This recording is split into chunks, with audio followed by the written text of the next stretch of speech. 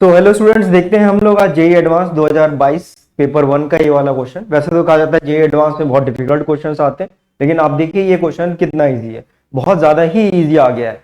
Mains से भी समझ लीजिए, जो मेंस के पेपर होते हैं उससे भी बहुत इजी क्वेश्चन है।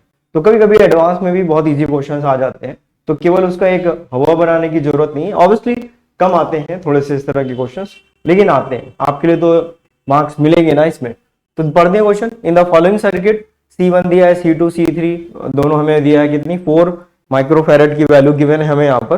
कितनी गिवन है 4 microfarad and C4 C5 2 the charge stored in C3। अब आप देखिए C3 में ही आपसे पूछा गया है, ये जो C3 है हमारा, इसमें आपसे पूछा गया है कि कितना चार्ज स्टोर होगा, इसमें पूछा गया 3 में।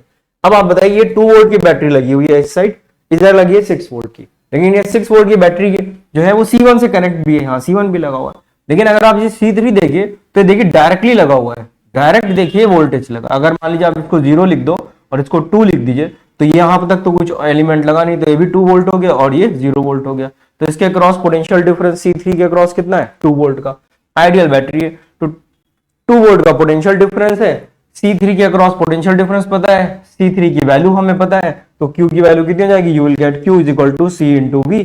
C की वैल्यू कितनी गिवन है याद रखिए, C3 हमें कितना दिया 4 और वोल्टेज कितना दिया है 2, तो आंसर कितना आ गया 8 माइक्रो कूलम। बस यही आंसर है, आपसे इसी में पूछा गया तो 8 लिख दीजिए, हो गया आज।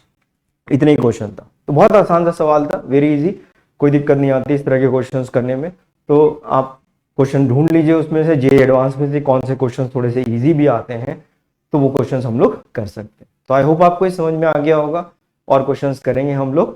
प्लीज चैनल को लाइक कर लीजिए, सब्सक्राइब कर लीजिए, ताकि आपको